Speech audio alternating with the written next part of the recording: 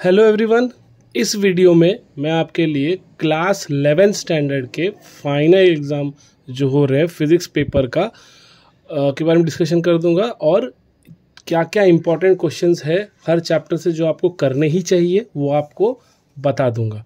तो जैसे कि हमें पता है कि टोटल 14 चैप्टर्स है 11 स्टैंडर्ड में और मोस्टली आप सबके कॉलेज में नॉर्मल जैसे है वहाँ पे पहले 7 चैप्टर इन्होंने पढ़ाया होगा सेम 1 के लिए और बाद में जो 8 चैप्टर से लेकर 14 चैप्टर तक है वो सेम 2 के लिए होगा। चैप्टर्स ऊपर नीचे हो सकते हैं तो उस हिसाब से क्वेश्चन भी ऊपर नीचे। तो याद रखना है आपको किसी भी आप कॉलेज में हो जो भी कंटेंट आपको सेम 1 के बाद पढ़ाया गया है, मतलब दिवाली की छुट्टियों के बाद जो भी पोर्शन आपको पढ़ाया गया है आप उस पोर्शन पे ज़्यादा फोकस करना, क्योंकि हाईएस्ट वेटेज आपको उसी से मिलेगा।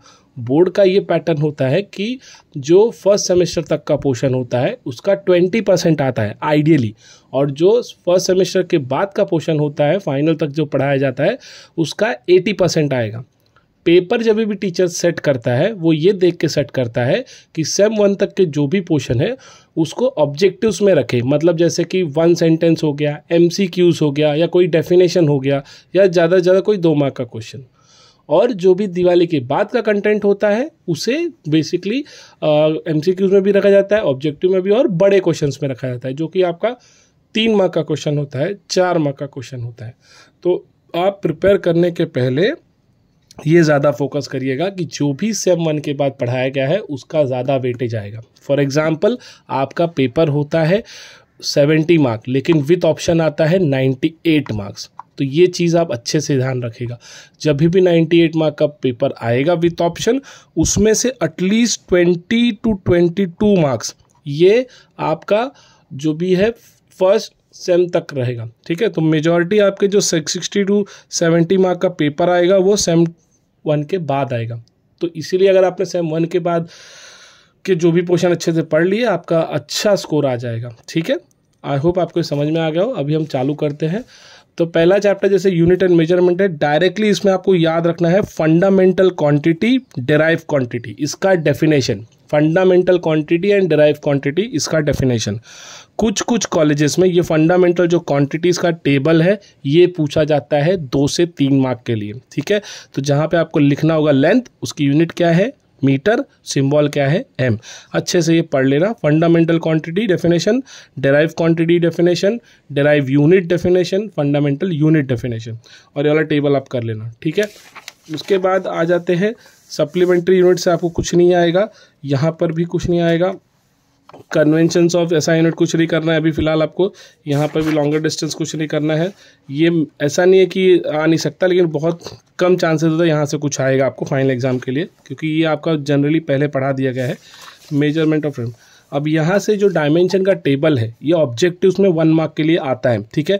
तो यहाँ पर इसको अच्छे से याद रखना। Density, acceleration, momentum, force, impulse, work, pressure, power, kinetic energy, ऐसे सब क्वांटिटीज़ है जो कि आपको पूछा जाएगा कि ऑब्टेन डायमेंशन या राइट डायमेंशन, ऐसे 1 मार्क का क्वेश्चन ऑब्जेक्टिव्स में आएगा, क्योंकि ये आपको दिवाली के पहले पढ़ा दिया गया है, ठीक है। अच्छे से याद करके जाना इसको। फिर अगर 3 मार्क का क्वेश्चन इन्होंने पूछ दिया तो यही क्वेश्चन आएगा यूजेस ऑफ डायमेंशन एनालिसिस, जिसमें से अगर 3 मार्क के लिए क्वेश्चन आ गया तो आपको check the correctness, establish relationship between and find the conversion factor, ऐसा आएगा। बहुत कम चांस है, लेकिन जो आ सकता है शॉर्ट वापस से वो ये है कि prove that 1 joule equals to 10 to the power 7 erg या 1 newton equals to 10 to the power 5 dynes. आपके कॉलेज में अच्छे से पढ़ाया गया, ठीक है। तो इसको अच्छे से कर लेना आप। उसके बाद जैसे कि और यहाँ पे देखा जाए तो ये types of error, instrumental error, error due to imperfection, personal error, ये क्वेश्चन आपको आ सकता है रैंडम। तो टाइप्स ऑफ एरर में ये क्वेश्चन आपको शॉर्ट नोट 3 मार्क्स के लिए आ सकता है, ठीक है। उसको आप पढ़ लेना है चैप्टर से। जो और एक क्लास आपको पढ़ना चाहिए ये डेफिनेशंस, एब्सोल्यूट एरर फॉर्मूले के साथ, मीन एब्सोल्यूट एरर फॉर्मूले के साथ, रिलेटिव एरर फॉर्मूले के साथ। और अगर ये क्वेश्चन नहीं आता तो पक्का है इसका ये 1.5 वाला न्यूमेरिकल आता है, ठीक है, परसेंटेज, इसका ये न्यूमेरिकल आ जाता है, तो इसको अच्छे से कर लेना। यहाँ पे ये जो 1.6 का न्यूमेरिकल है ये आप करके जाइए, ये आता है 1.6 का न्यूमेरिकल, ठीक है, इसको आप कर लेना। और सिमिलरली 1.7 का।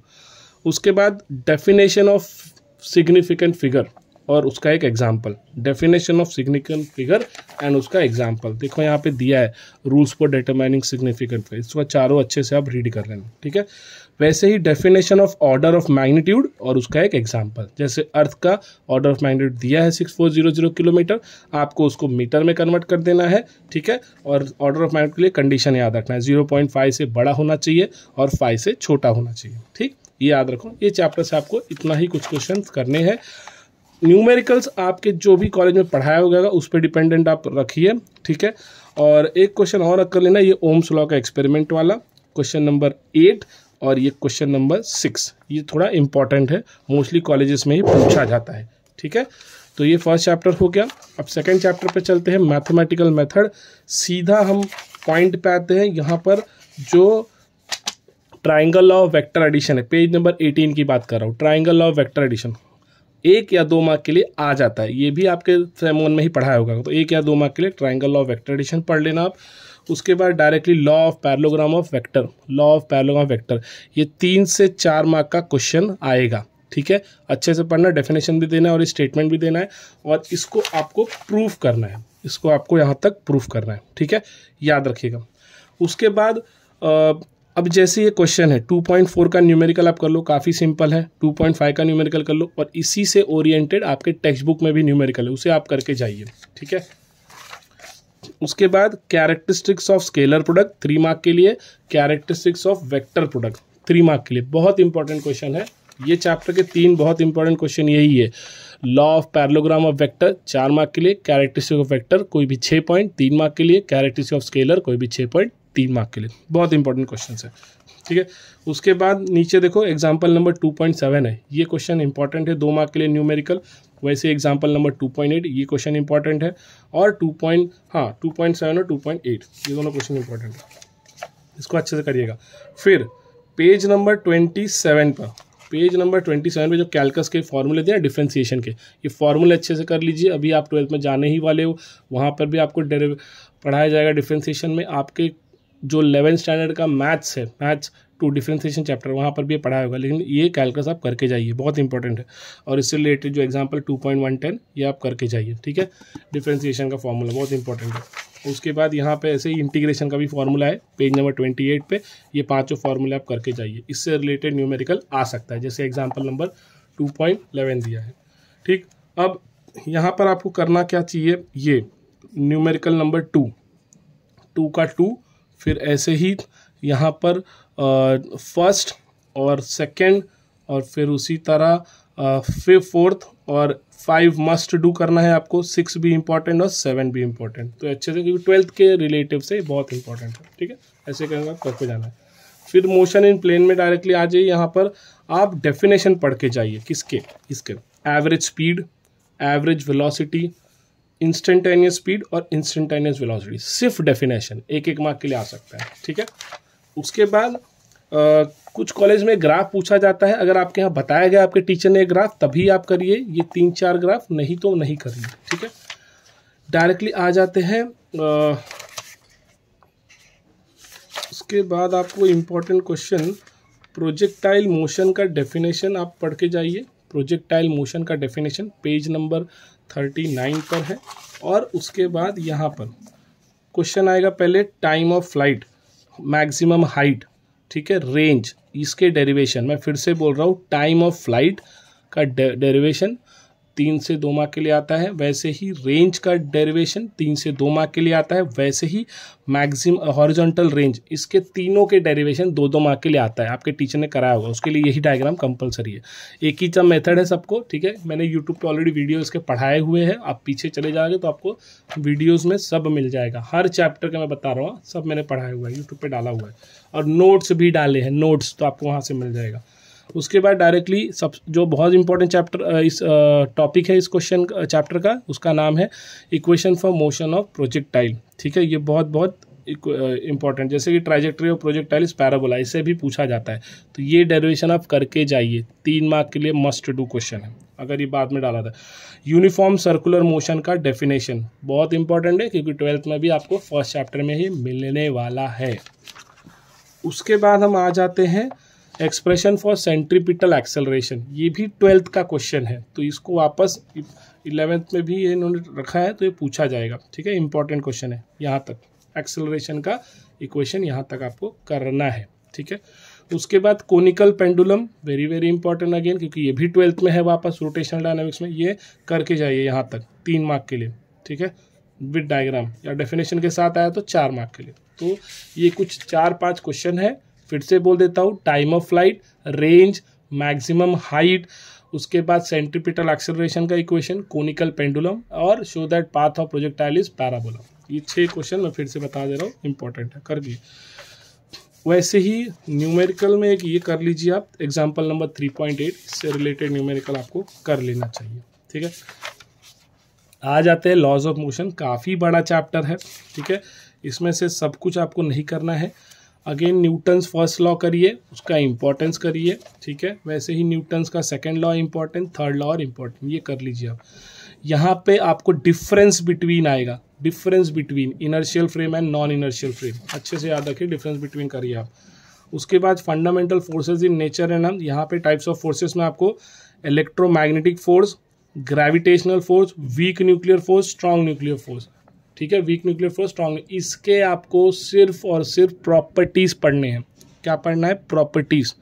कितने, हर एक अगर क्वेश्चन आ गया, जैसे वीक न्यूक्लियर फोर्स आ गया, प्रॉपर्टीज ऑफ वीक न्यूक्लियर, तो आपको 2 मार्क के लिए आया तो 4 पॉइंट पढ़ना है, 1 मार्क के लिए आया तो 2 पॉइंट पढ़ना है, उससे ज़्यादा क्वेश्चन नहीं पूछा जाएगा। तो इसलिए 2-2 एटलीस्ट आप 4-4 पॉइंट पढ़ लो, ठीक है, चारों फोर्सेस के हैं, बहुत इंपॉर्टेंट है। फिर difference between contact and non contact force, 2 mark के लिए आएगा, ठीक है, 4-4 पॉइंट याद रखना।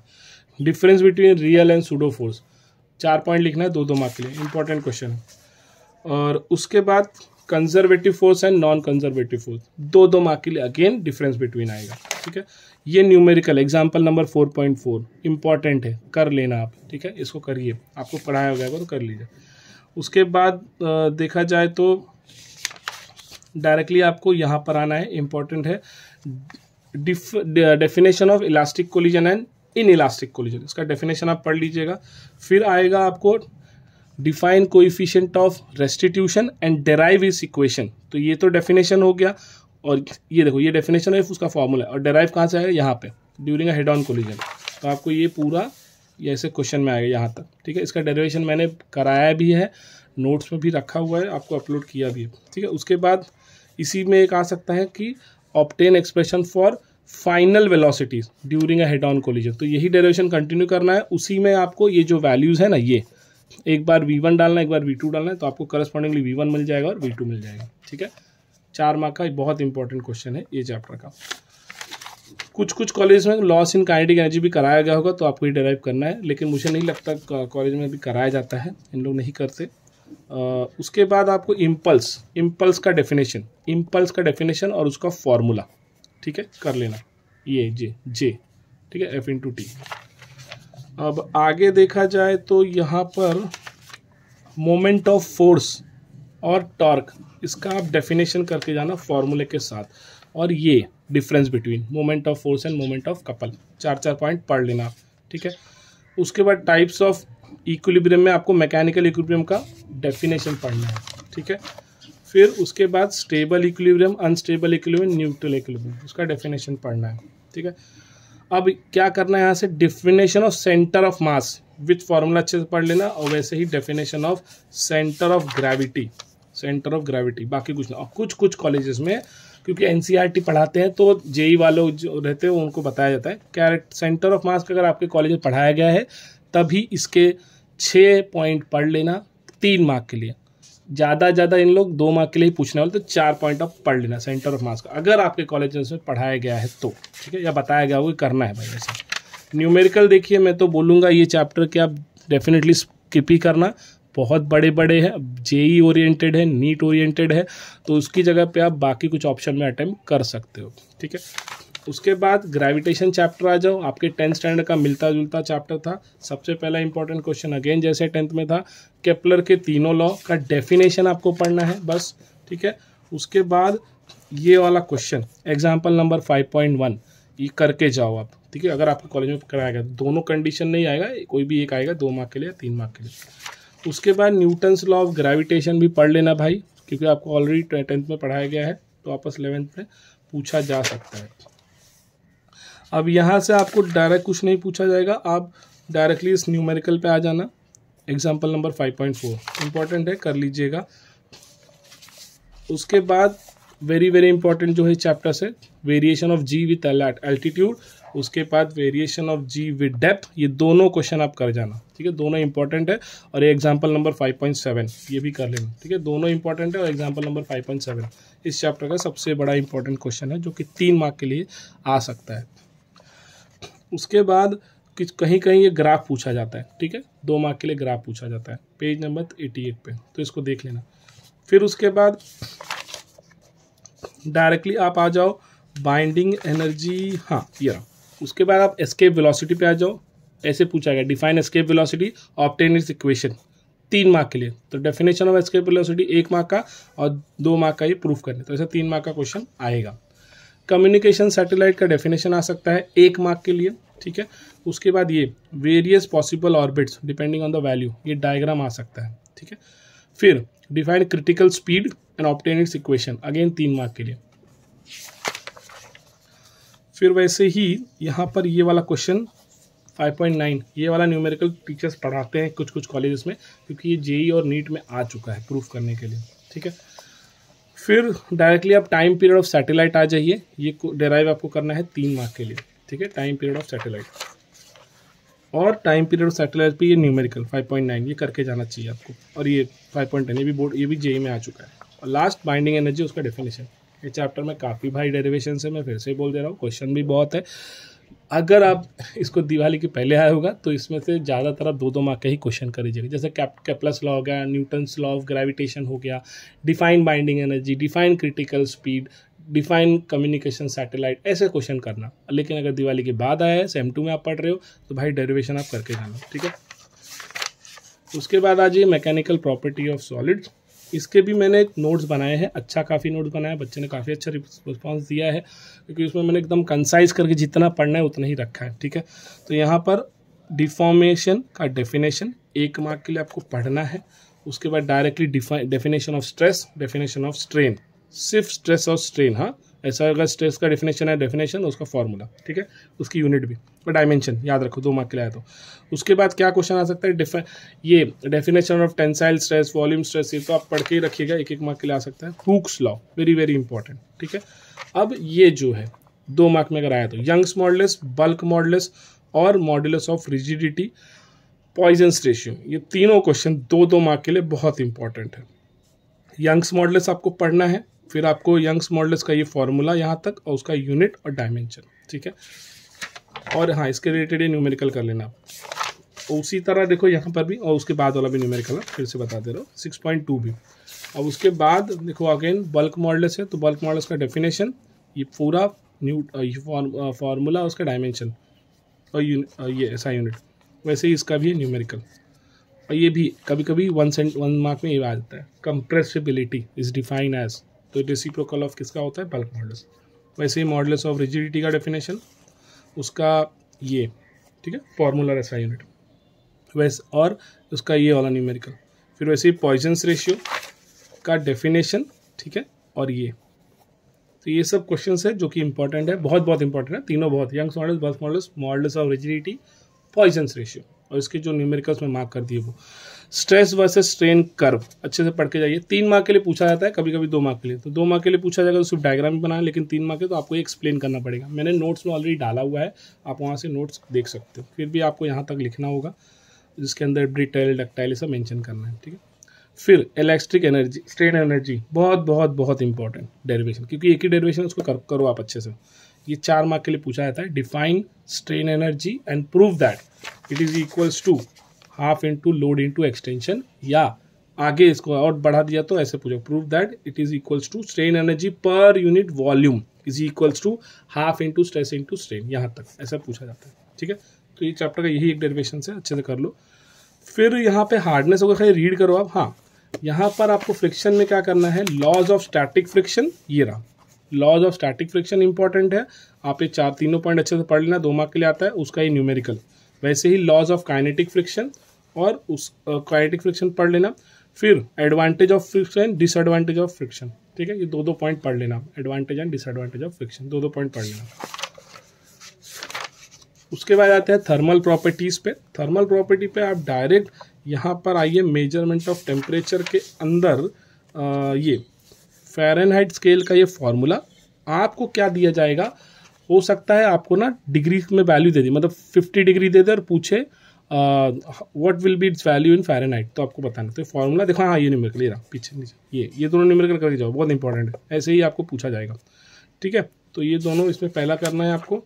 उसी तरह ये वाला फॉर्मूला टेम्परेचर का, ये वाले फॉर्मूले से आपको 2 मार्क के लिए, 1 मार्क के लिए ऑब्जेक्टिव पूछा जा सकता है, ठीक है। 7.3, हाँ 7.4 चल करके जाना। उसके बाद डायरेक्टली आप यहाँ पर आ जाओ, देखो फिर दिया है यहाँ पे एग्जाम्पल नंबर 7.5 टेम्परेचर कन्वर्ट करने के लिए। फिर ये law, Charles law, Boyle's law, pressure law, Gay Lussac's law, ये ऑलरेडी केमिस्ट्री में आपने पढ़ लिया है, तो फिजिक्स में ही पढ़ लो भाई, आएगा। उसी तरह यहाँ पे अब एक वेरी इंपॉर्टेंट क्वेश्चन जो चालू होता है ये चैप्टर का, कोएफिशिएंट ऑफ लीनियर एक्सपेंशन का डेफिनेशन आप पढ़ लेना, लीनियर एक्सपेंशन का डेफिनेशन और ये फॉर्मूला अल्फा वाला, ठीक है। फिर डायरेक्टली इसी के रिलेटेड देखो एग्जाम्पल है न्यूमेरिकल से, ये वाला न्यूमेरिकल कर लेना। फिर एरियल एक्सपेंशन का फॉर्मूला डेफिनेशन, कोएफिशिएंट और उसका ये वाला फॉर्मूला और उससे रिलेटेड ये न्यूमेरिकल। उसी तरह सेम वॉल्यूम एक्सपेंशन, उसका न्यूमेरिकल फॉर्मूला।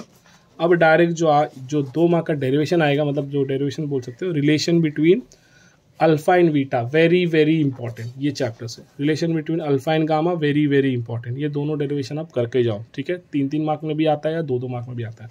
पेज नंबर 124 और 125 की बात कर रहा हूँ, वेरी वेरी इंपॉर्टेंट, ठीक है, ये चैप्टर से।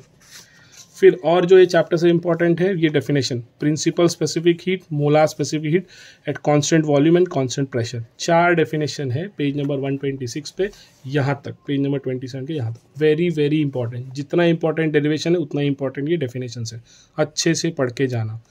ये जो हीट इक्वेशन दिख रहा है ना, अगले साल 12th में है, तो इसका ये फॉर्मूला, क्योंकि इससे न्यूमेरिकल आता है 7.13, ठीक है। कैलोरीमेट्री का आपको ये डायग्राम करके जाना है, वेरी वेरी इंपॉर्टेंट।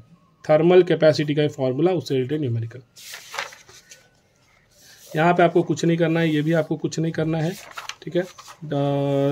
डेफिनेशन पढ़ लेना भाई सब्लिमेशन का, क्योंकि फुल पोर्शन है, रिड्यूस पोर्शन नहीं। एक वीडियो मैंने रिड्यूस पोर्शन पे बनाया था जो आपने काफ़ी अच्छा रिस्पॉन्स दिया था, thank you for that. Latent heat का डेफिनेशन, ठीक है, यहाँ दिया देखो, latent heat of fusion, latent of vaporization, ये 2 डेफिनेशन। बाकी इस चैप्टर में आपको अभी कुछ करना तो नहीं है। कोएफिशिएंट ऑफ थर्मल कंडक्टिविटी, ठीक है, ये कर लेना और इसका फॉर्मूला। रेडिएशन का डेफिनेशन अगले साल 12th में भी है। अब आ जाते हैं डायरेक्ट साउंड पे। साउंड पे आपको ये डेफिनेशन पढ़ना है, एम्पलीट्यूड, वेवलेंथ, डबल पीरियोडिसिटी और वेलोसिटी, डेफिनेशन है, डेफिनेशन। उसके बाद जो सबसे इंपॉर्टेंट क्वेश्चन है that is difference between longitudinal wave and transverse wave. ये पढ़ लो, इसी के बीच में आप डिफरेंस कर लेना, difference between longitudinal and transverse wave, very very important, 2 mark के लिए 4 पॉइंट पढ़ना है, ठीक है।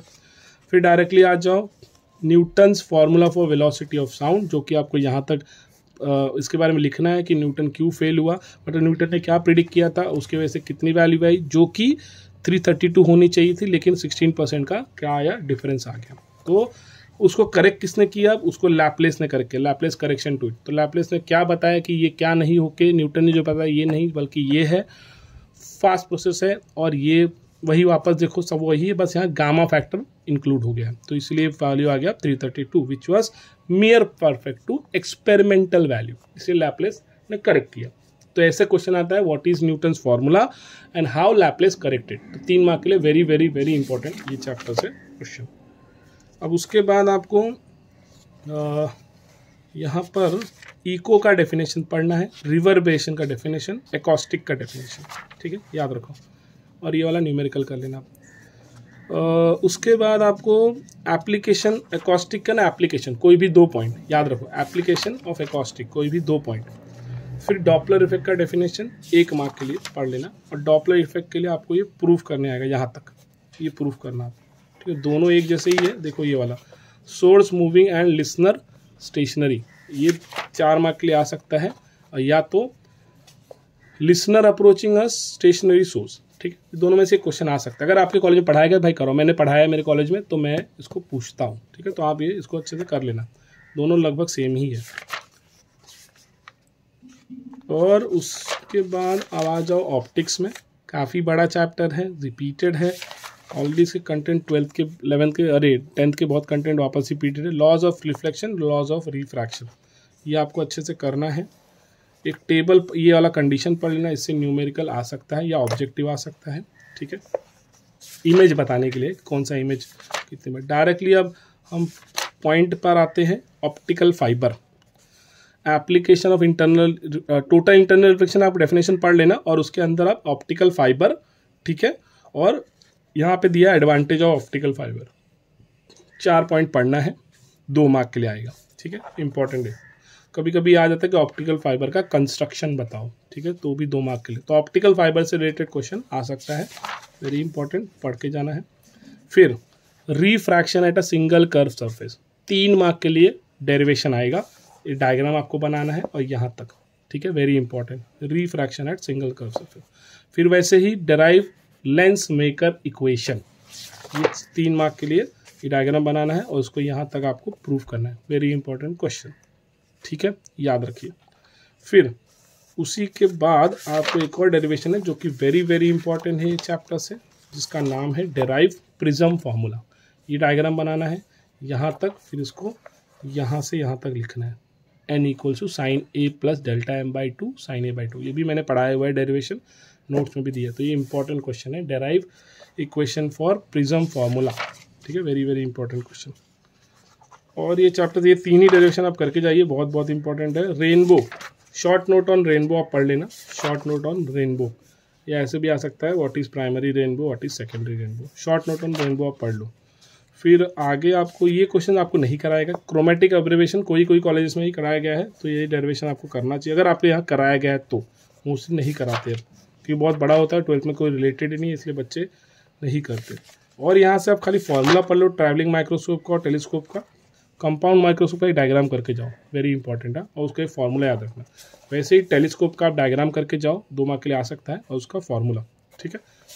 तो ये चैप्टर से इतना ही भाई, बहुत बड़ा चैप्टर है और काइंड ऑफ बोलते ना हेक्टिक भी है। इलेक्ट्रोस्टैटिक पे आ जाओ, इलेक्ट्रोस्टैटिक में आपको सबसे पहले करना है quantization of charges, quantization of charges, short note आ सकता है या डेफिनेशन आ सकता है, डिफाइन क्वांटाइजेशन ऑफ चार्जेस। फिर Coulomb's law, state and explain Coulomb's law, state and explain Coulomb's law, ठीक है, 2 मार्क के लिए।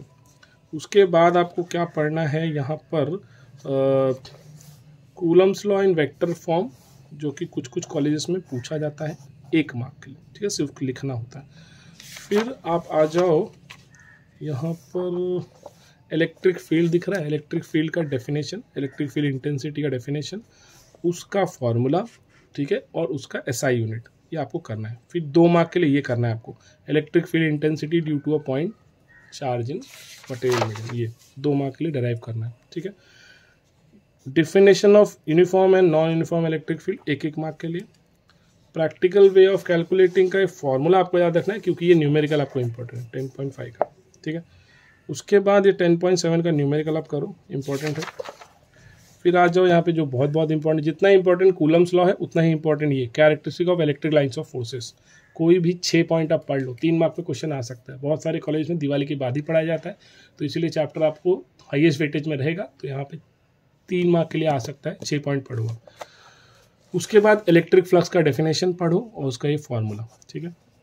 Gauss law, state and explain Gauss law, very very important, ये पूरा डेरिवेशन आपको करना है गॉस लॉ का, ये डायग्राम भी बनाना है, 3 मार्क के लिए, बहुत इंपॉर्टेंट क्वेश्चन है, ठीक है।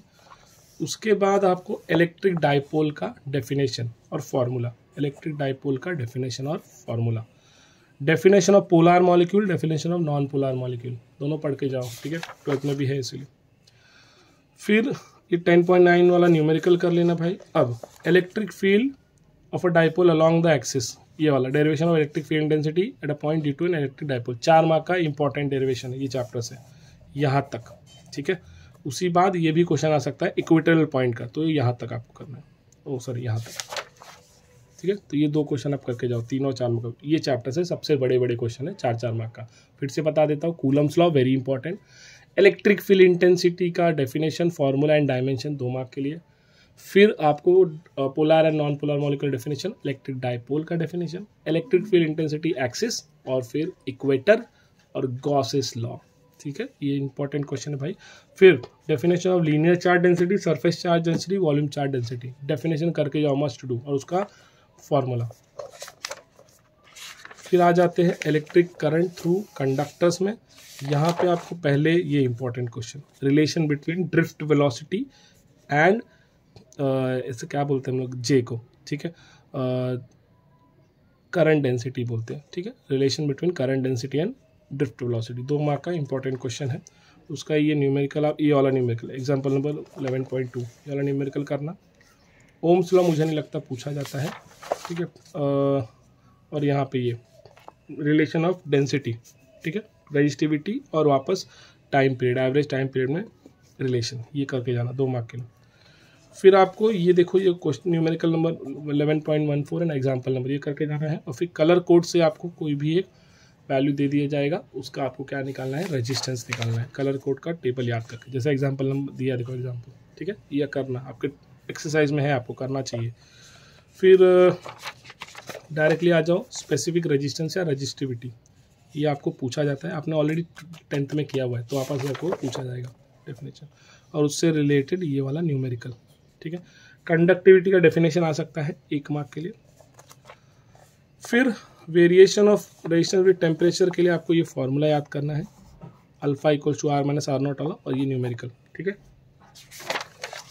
फिर उसके बाद आपको cells in series and cells in parallel का क्वेश्चन अगर आपको पढ़ाया गया आपके कॉलेज में तो ये डेराइव करो, नहीं तो नहीं तो फिर आपको direct advantage of cells in series, advantage of cells in parallel और डिसएडवांटेज करके जाओ। ठीक है, उसके बाद ये वाले जो न्यूमेरिकल है ना, ऐसे वाले 11.8, इसके न्यूमेरिकल कराए जाते हैं, ऐसे टाइप के न्यूमेरिकल आपको कराए जाते हैं। ठीक है, याद रखिए आप, ये मैं बोल रहा था कलर कोड का। ठीक है, 9 वाला क्वेश्चन नंबर 9 वाला अच्छे से करके जाना, टेक्स्ट बैक का। आ जाते हैं फिर मैग्नेटिज्म पे।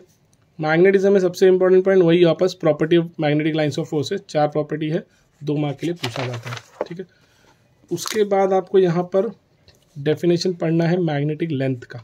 ठीक है, और हाँ, ये मैग्नेटिक फील्ड का आपको फॉर्मूला और उसका यूनिट आता है, जो कि उसका यूनिट क्या है, टेस्ला, याद रखो। ठीक है, टेबल एक बार पढ़ लेना भाई, इससे कोई भी ऑब्जेक्टिव आ सकता है।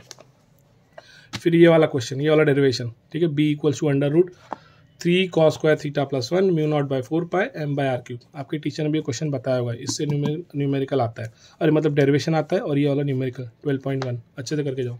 Gauss law of magnetism statement 1 mark के लिए, और ये वाला फॉर्मूला। ठीक है, जैसे गॉस लॉ इलेक्ट्रोस्टैटिक देखा ना, उसमें अर्थ मैग्नेटिज्म में आपको magnetic equator, geographical meridian, magnetic relation और एक्सिस, इसका डेफिनेशन पढ़ लो।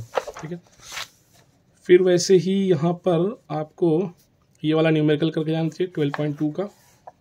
ठीक, और हाँ, ये अर्थ मैग्नेटिक फील्ड का ये वाला न्यूमेरिकल, आपको इस पर न्यूमेरिकल आएगा, करके जाइए, छोटा ही चैप्टर है। वैसे ही आ जाओ, इसके एक्सरसाइज के न्यूमेरिकल भी काफ़ी कम ही है गाइज, आपको टीचर ने जो बताया वो वाला कर लेना। Electromagnetic wave and communication system, यहाँ पर सबसे पहले characteristic of EM wave, very very important, कोई भी 6 पॉइंट आप पढ़ लो, 3 मार्क के लिए आ सकता है। ठीक है, वेरी वेरी इंपॉर्टेंट। उसके बाद ये वाला फॉर्मूला जेई और नीट में कम से कम 2 से 3 बार आ चुका है, calculate value of EM waves. ठीक है, जिसका वैल्यू कितना होता है 3 × 10⁸, तो ये करके जाओ, बहुत इंपॉर्टेंट है। एग्जाम्पल नंबर 13.2 ये भी करके जाओ, इंपॉर्टेंट है। फिर वैसे ही आपको 13.6 करना चाहिए, और उसके बाद आप देखो ये जो रेडियो वेव, माइक्रोवेव, ठीक है, infrared, visible light, ultraviolet light, gamma ray, X ray, इन सब के आपको प्रॉपर्टी अच्छे से पढ़ के जाना है। 2 से 3 प्रॉपर्टी और 2 यूजेस, 2 से 3 प्रॉपर्टी और 2 यूजेस अच्छे से पढ़ के जाओ, वेरी वेरी इंपॉर्टेंट है। ठीक है, उसके बाद आपको यहाँ पर ये डायग्राम कुछ कॉलेज में पूछ जाता है, अर्थ एंड एटमॉस्फेरिक लेयर, नहीं तो आपको डेफिनेशन पढ़ना है space wave, ground wave and sky wave, space wave, ground wave and sky wave, इसके डेफिनेशंस आपको पढ़ के जाना चाहिए, बहुत इंपॉर्टेंट है। डिस्टेंस का आपको फॉर्मूला 13.6, 13.7, 13.8 न्यूमेरिकल करके जाओ। अब यहाँ पे block diagram of communication system, very very important, करके जाओ, ठीक है, पार्ट 2 है इसका। यहाँ पे डेफिनेशंस आते हैं किसके, ट्रांसड्यूसर के, एटीन्यूएशन के, एम्पलीफिकेशन के, मॉड्यूलेशन के, डीमॉड्यूलेशन के, रिपीटर के, एक एक मार्क का डेफिनेशंस आता है, तो करके जाओ, ठीक है। तो ये हो गया इलेक्ट्रोमैग्नेटिक वेव। इसके जो जो न्यूमेरिकल थे भाई, बहुत छोटे छोटे न्यूमेरिकल थे, एक्सरसाइज से कर लेना आप। सेमीकंडक्टर से आपको पहले तो on basis of band theory, ठीक है, तो ऐसा आएगा क्वेश्चन, तो जहाँ पे आपको कंडक्टर, इंसुलेटर, सेमीकंडक्टर वो आपको डिराइव करने आएगा, मतलब ये देखो बैंड थियरी ऑफ सॉलिड, यही बोल रहा था, ये 4 मार्क के लिए क्वेश्चन आता है या 3 मार्क के लिए। उसके बाद आपको जो ये चैप्टर से करना है, difference between intrinsic semiconductor and extrinsic semiconductor, ठीक है, difference between extrinsic and intrinsic. वैसे ही difference between N type semiconductor and P type semiconductor, बहुत बहुत इंपॉर्टेंट है, ठीक है। उसके बाद आपको यहाँ से इसके नोट्स में डाले हुए हैं क्या, न्यूमेरिकल तो बहुत कम ही आता है यहाँ से भाई, फिर भी एग्जाम्पल नंबर 14.2 कर लेना। उसके बाद P N junction diode, what is P N junction diode, 2 mark के लिए एक्सप्लेन करने के लिए, व्हाट इज़, नहीं तो write working of P N junction diode as forward bias and reverse bias, P N junction diode as forward bias and reverse bias, ये question आपको आएगा 2 से 3 मार्क के लिए कम से कम। तो याद रखो, working of P N junction diode as forward bias और इन रिवर्स बायस ग्राफ के साथ, 4 मार्क के लिए आता है, कभी कभी 3 मार्क के लिए आता है। उसके बाद यहाँ सेमीकंडक्टर डिवाइसेस, उसका एडवांटेज, ठीक है, 4 पॉइंट, डिसएडवांटेज 4 पॉइंट पूछा जाता है, ठीक है। और एप्लीकेशन में आप लिख सकते हो, कोई भी 4 पॉइंट याद रख लो एप्लीकेशन के लिए। फिर यहाँ पे एक और था थर्मिस्टर, ये रहा thermistor, short note on thermistor, तो डेफिनेशन दे दो कितने टाइप के होते हैं, ठीक है, और रेजिस्टेंस इंक्रीज डिक्रीज होने पे क्या होता है, तो ये 3 से 4 मार्क के लिए आ सकता है। सबसे इंपॉर्टेंट क्वेश्चन ये चैप्टर से, difference between P type semiconductor and N type semiconductor, difference between extrinsic semiconductor, intrinsic semiconductor, हर कॉलेज में क्वेश्चन पूछा जाता है। और या उसके बाद आ सकता है आपको P N junction diode as forward bias 4 mark के लिए या 3 मार्क के लिए, P N junction diode as reverse bias 3 mark के लिए, 4 मार्क के लिए। What is advantage of semiconductor, disadvantage of semiconductor 3 mark के लिए आ सकता है, जिसमें आपको 6 पॉइंट लिखना रहता है, ठीक है, या तो दोनों पूछ देंगे और 2 मार्क, मतलब 4 मार्क ऐसे दे देंगे, ठीक है। और फिर व्हाट इज़ थर्मिस्टर, और यहाँ यही क्वेश्चन है जो कि बहुत बहुत इंपॉर्टेंट है, बार बार पूछा जाता है, अच्छे से प्रिपेयर करके इसका नोट्स मैंने दिया हुआ है। तो ये मैंने कंप्लीट कर दिया है भाई, और जो न्यूमेरिकल्स है आपके टीचर ने जितने कराए हैं आप उस पर ज़्यादा ध्यान दो, क्योंकि वही न्यूमेरिकल टीचर मोस्टली 11th में पूछता है। टीचर यही चाहता है कि आप पास हो जाओ, ठीक है, तो ऐसा कुछ नहीं करेगा कि डिफ़िकल्ट न्यूमेरिकल दे दे जो टीचर से नहीं पढ़ाए हुए हैं और आपको पूछ दिया एग्जाम में, ठीक है। Thank you. तो वीडियो कैसा लगा आप बता देना, थैंक यू, और all the best for your exams 11th standard, ठीक है, जल्दी आ जाओ 12th में।